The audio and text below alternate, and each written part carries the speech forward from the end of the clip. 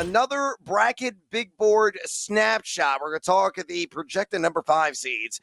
For those of you that may or may not know, I've been a bracketologist. This is my 17th year doing it. And yes, I have crushed Joe Lunardi. Yes, I have owned Jerry Palm as well. And I'm not just making that up, toot my own horn. You go check it out, the bracketmatrix.com. They do an excellent job of tracking like the 150 bracketologists that do this every single year, and they have a giant aggregate that gives you a real snapshot, an indicator of where your team lies right now with some of the projections that are out there. So check them out, the bracketmatrix.com, and you can check my bracket big board out for free at my site, thegamingjuice.com. And that's where I pull these from. So these are number 5 seeds entering a busy weekend in college basketball. Let's start with the top number 5 seed, a team that may outright win the Big East Conference in the regular season, maybe get the auto berth as well. That's the St. John's Red Storm. Rick Pitino has done a marvelous job with this team. What are your thoughts on St. John's? I know they just fell short earlier this weekend, Villanova there on the road. Maybe a little bit of a reset, but man, do they play some D. Yeah, top 5 pretty much across the board. Not a great shooting team, and I think that's something that might do them in come March, because when you get to the tournament, I think it's all about defense and all about shooting. And if you can limit your turnovers, which St. John's does do a good job at, and you can knock down a few threes, I mean, you can beat anybody on any given night. And I think that's what makes this tournament so beautiful. I would put St. John's on the back end of the offensive side. They're going to have to win grinders. They're going to have to win low-scoring games. Now, they've been doing a good job of that throughout the course of the Big East. I mean, listen, going into that game against Nova on the road, and that was obviously a tough spot, nice win for Nova at home. But, you know, they were 12-1 in the Big East. I mean, anytime you can make it through that conference unscathed, that's a conference that is now very wide-ranging in terms of geography. And obviously, it's a very difficult conference to navigate. One of the best in the country. So you give Rick Pitino a ton of credit. Very experienced team. I love Kadari Richmond. We've seen what he can do with Seton Hall. He's been to the tournament, has been able to kind of get over the hump. I think that's the offensive guy that they're going to be relying on. I love Luis up front as well. He's a top 10 player in the country. But I think of all the teams that you mentioned during this big board segment, St. John's is the one that is one of the ones I'm scared with offensively. So I'm not as bullish on them unless they can figure out a way to knock down some shots down the stretch. But we know you get hot from 3, Brad, and all of a sudden this entire landscape changes because they've got the defense that can carry them from round to round and play multiple styles of defense. Obviously very well coached, of course, with, you know. I think they're going to win a couple of games. They may be a second weekend team, and that's it. Like, they'll lose in the round of 16 because they just don't have the offensive chops to hang. Look at the nitty-gritty right now. Number 22 in the net, 68 in terms of overall strength of schedule, 5-2 straight up on the road this season. Impressive there. 3-4 in quarter 1 games. Over the last 30 days, number 19 at Torvik. You mentioned the offensive struggles. Well, here's the data backing up. 321 nationally in AFG offense over the last 30 days, but 16 in AFG defense. They finished with Creighton at home, at DePaul, UConn at home, at Butler, Seton Hall at home, and then at Marquette. They could land as high as maybe a 4 seed, as low as a 6 seed, but I don't think they're going to fall victim in a 12-5 matchup. I think they will win a game or two, but again, that'll be all she wrote for St. John's this season. Let's go to another team. Chris Beard's Ole Miss Rebels. And Chris Beard, by the way, that's a viable candidate that Indiana should hire right now, who I think would take that gig in a heartbeat. A guy can flat out coach his tail off, coaches excellent defense. What's your take on Ole Miss? As you mentioned, that the SEC is an absolute gauntlet, and it just speaks to Ole Miss. A lot of people aren't talking about them, and they're damn good.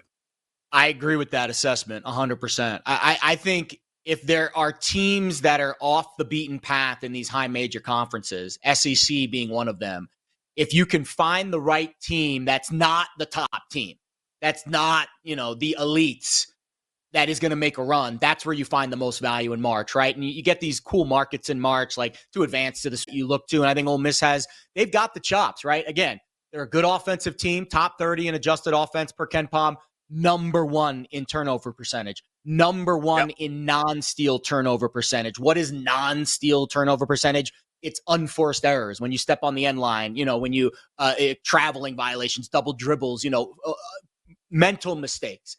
They are very good at limiting those mistakes. And when you get to those high profile, high intensity games in March, that's where the non-steal turnovers, seem to rear their ugly head. And Chris Beard's a hell of a coach. I mean, they've got all the talent in the world. I don't need to go through all the players. I mean, if they get to this point, obviously they have the talent. The losses, not that bad, right? I mean, they haven't lost to a team outside the top 40 really all year. Memphis was their worst loss of the year in terms of rating. But at Mississippi State, that's a good team.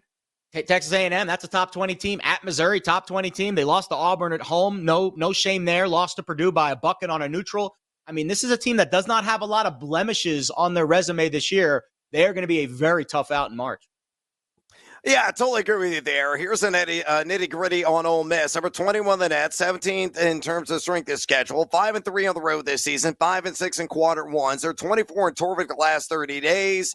Only 2 away in EFG offense, 192 in EFG defense during that span. Here's what they finished with. Mississippi State at home, so battle of the Delta State there. That'll be a big one this weekend. At Vandy, and then at Auburn, Oklahoma, Tennessee, at Florida. It's going to be very telling how they, wrap up the year and where they're really at this juncture on the college basketball calendar. But Ole Miss, not a team you really should sleep on. I think they're going to be probably in that 5 to 7 seed range when it's all said and done. Entirely capable. They have a good draw when winning a couple of games. Go to Marquette, a team that was really on the circle bus. I had them as high as the number 2 seed just a couple of weeks ago.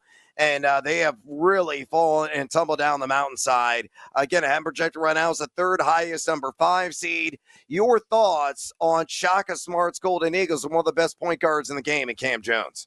Yeah, very well-coached team. Again, they don't make mistakes. Top 5 turnover percentage. They're top 10 in forcing turnovers. Again, top 5 non-steal turnover percentage. Those are teams. Those are metrics that are very important to me come March.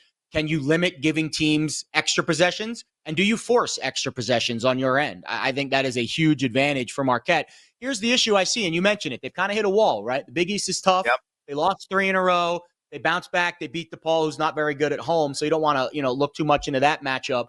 But they don't get a ton from their bench. They're outside the top 300 in bench minutes this year. So when the starters go cold, they don't have a changeup. And God forbid Cam Jones gets into foul trouble. God forbid one of the bigs in March gets into foul trouble.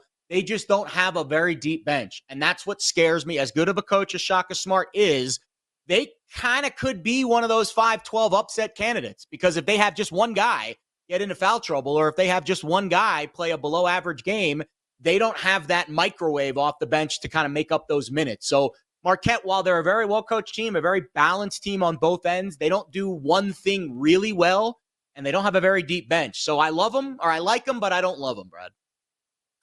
They're extremely vulnerable, and I totally agree. They could be susceptible to an early round knockout. The nitty-gritty with them, 23 in the net, 36 strength of schedule, 11 non-conference strength of schedule, outstanding. 6-4 on the road this season, pretty good there. 5-4 in quarter ones, but it's the last 30 days. Number 59 in Torvik over that span, 297 EFG offense, 219 in EFG defense. They finished with Seton Hall at Villanova. That Villanova game could be a trap. Then Providence at home, at Georgetown, at UConn, and then St. John's. It's a rough 3-game stretch to wrap things up. I think Marquette's going to come in the tournament limping.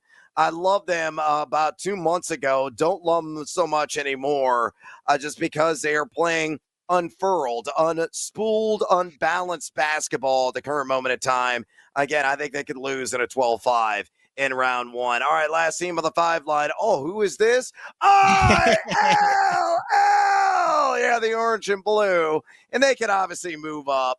A team that's playing much better basketball the last couple of games. We'll get the true litmus test tomorrow against Michigan State in the Terrence Shannon retirement night. So that crowd is going to be lubricated and juiced, to say the least. So your thoughts on my orange and blue? Yeah, I mean, I think anytime you get one of those, interesting type of retirement or ceremonial games, it always jacks up the crowds for those games. So it should be a really good environment there in Champaign. I don't love this Illini team in terms of the way that they play. They take a lot of threes, but they're not making a lot of threes. Now, maybe that changes down the stretch.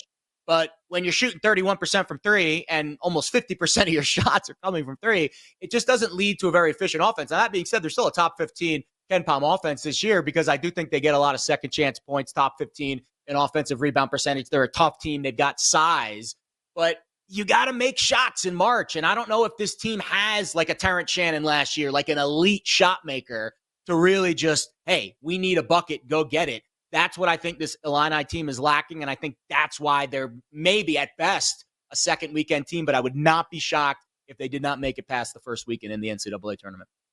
Yeah, number 13, the net, 18 SOS, 4-4 on the road, 7-7 in quad ones. And then they played excellent defense, and you're right. They're just so wildly inconsistent. They have got to attack downhill, but Castro Shakachonis has got the stroke back. He can be that assassin from outside, a guy that's predicted to be a lottery pick in the NBA draft. The range outcomes for Illinois, national title or lose in round one. I'm not exaggerating. It's that crazy.